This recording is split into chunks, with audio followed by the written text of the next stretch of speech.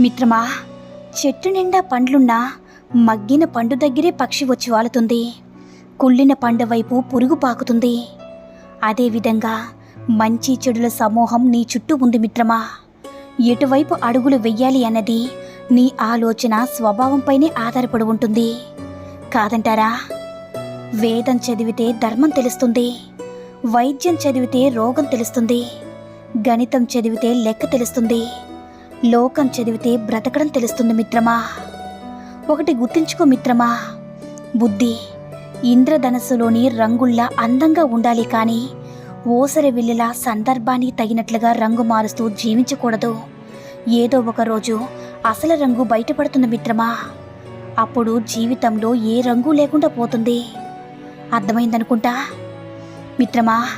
విద్య నేర్చుకుని గురువును మర్చిపోకు. ధనం వచ్చాక స్నేహాన్ని మర్చిపోకు. భార్య వచ్చాక కన్నవారిని మర్చిపోకు. గౌరవం వచ్చాక గతాన్ని మర్చిపోకు.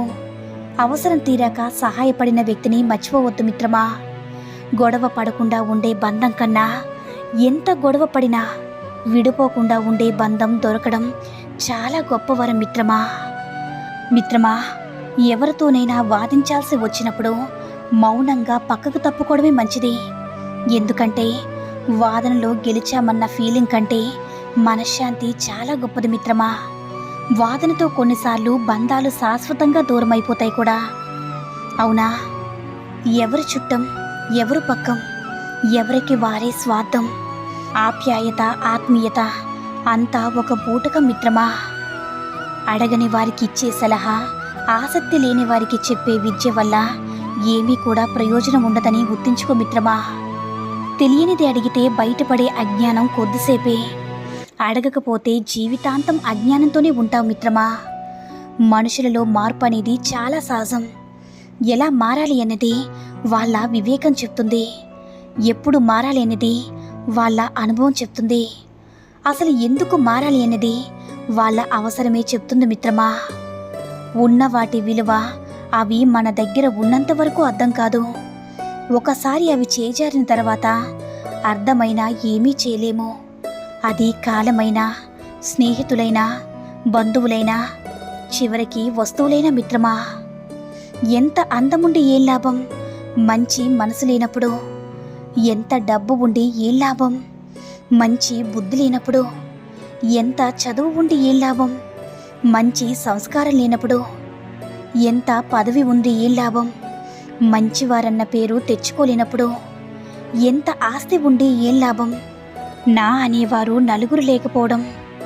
మిత్రమా, నీ కోసం నువ్వు తెలుసుకోవాలంటే నీ చుట్టూ ఉన్న వాళ్ళనో, జాతకాలు జోషాలు చెప్పేవారినో కాదు, కళ్ళు మూసుకుని ప్రశాంతంగా కూర్చుని నీలో ఉన్న అంతరాత్మను అడుగు మిత్రమా. ఖచ్చితంగా చెప్తుంది. పుట్టడం గొప్ప కాదు, బ్రతకడం గొప్ప. ముంచి బ్రతకడం గొప్ప కాదు, మంచిని పంచి బ్రతకడం గొప్ప మిత్రమా. నీకు నువ్వే గొప్ప అనుకోకు.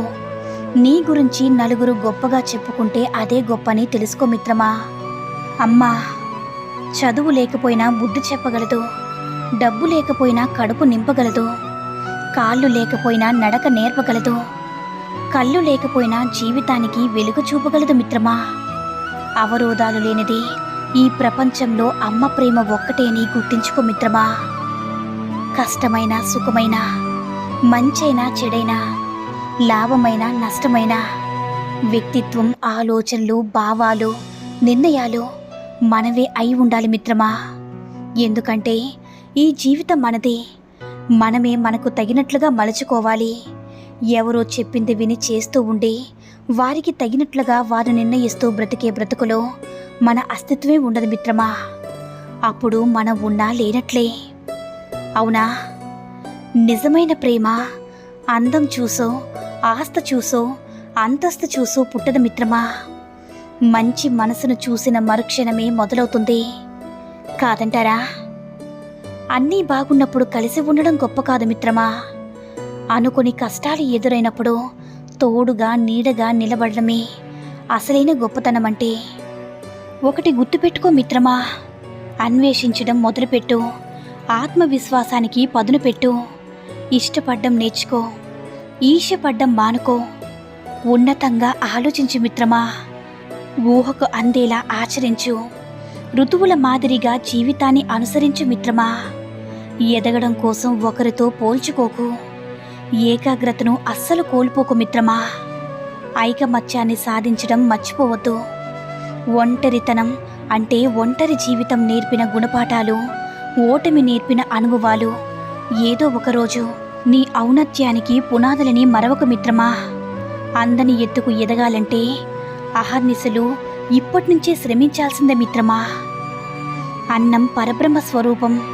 అది నీ కంచంలోకి రావడానికి అన్ని కులాల వారు కష్టపడితేనే వచ్చింది. క్యాస్ట్ ఫీలింగ్ ఉంటే మెతుకు కూడా ముట్టుకునే హక్కు నీకు లేదు మిత్రమా. నీవు సంతోషంగా ఉండాలని కోరుకుంటే సంతోషంగానే ఉంటావు. నీవు బాధల్లో ఉండాలని కోరుకుంటే బాధల్లోనే ఉంటావు మిత్రమా. ఏదైనా నీ మనసుపైనే, నీ ఆలోచన ధోరణిపైనే ఆధారపడి ఉంటుంది. దీనిని మన పూర్వీకులు యద్భావం తద్భవతిని అంటారు. కాదంటారా?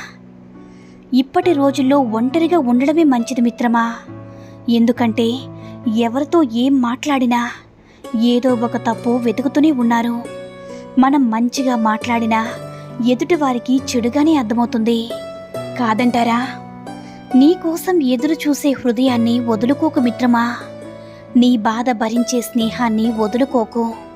నిన్ను నమ్మిన నమ్మకాన్ని ఎప్పటికీ దూరం కాకు మిత్రమా. ఒకటి గుర్తించుకో మిత్రమా. దేవుడు పాదాల చెంత పడున్న పువ్వు దేవుడు మెడలో దర్పంగా హారమై కొలువై ఉన్న పూలను చూసి అసూయగా అడిగింది, నువ్వు నేను ఒకటే, అయినా నువ్వు మెడలో, నేను పాదాల దగ్గర. నీ గొప్పతనమేంటి? దండలో ఉన్న పువ్వు చిన్నగా నవ్విలా చెప్పిందట, మాలలో చేరడానికి నన్ను సూదితో గుచ్చి నా గుండా దారాన్ని నింపుతారు. ఆ నొప్పిని భరించి నిలబడినందువల్లే నాకు ఈ చోటు దక్కింది అని. అర్థమైందనుకుంటా. ఆస్తి ఉన్నవారు ధనం పంచగలరు, గుణం ఉన్నవారు హృదయాన్ని పంచగలరు. కానీ పంచిన ధనం ఆ రోజుకి ఖర్చయిపోతుంది. పంచిన హృదయం జీవితాంతం మిగిలిపోతుందని గుర్తుపెట్టుకో మిత్రమా. ఈ లోకంలో డబ్బుకు ఉన్న విలువ మనిషికి లేదు. అలాగే చేతి నిండా డబ్బున్నప్పుడు నువ్వు ప్రపంచాన్ని మర్చిపోతావు. కానీ రూపాయి కూడా నీ చేతిలో లేనప్పుడు ప్రపంచం నిన్ను మర్చిపోతుంది మిత్రమా. అవునా మిత్రమా? మనస్పర్ధలు వచ్చాయని బంధాల్ని, అపార్థాలు వచ్చాయని స్నేహాన్ని ఎప్పుడూ దూరం చేసుకోకు మిత్రమా. మనల్ని మందలించే బంధం, మనకు మంచి చెప్పే నేస్తం దొరకడం మన అదృష్టమని తెలుసుకో మిత్రమా. ఒకటి గుర్తించుకో మిత్రమా.